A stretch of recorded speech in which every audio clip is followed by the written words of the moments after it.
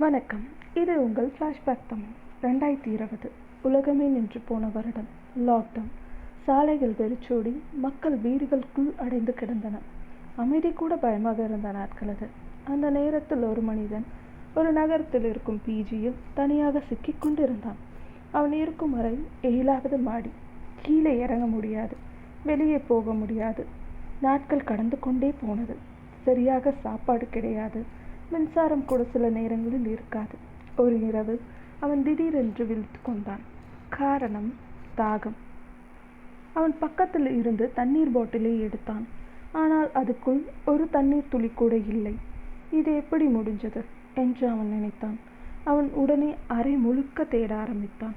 பைகள், மேசை, அலமாரி, எங்கும் தண்ணீர் இல்லை. கீழே கேன்டீனில் இருந்தாலும் இருக்கலாம் என்று நினைத்து அவன் மெதுவாக கீழே இறங்கினான்.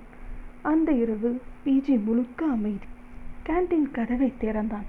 பாட்டில்கள் இருந்தது, ஆனால் ஒரு பாட்டிலிலும் தண்ணீர் இல்லை.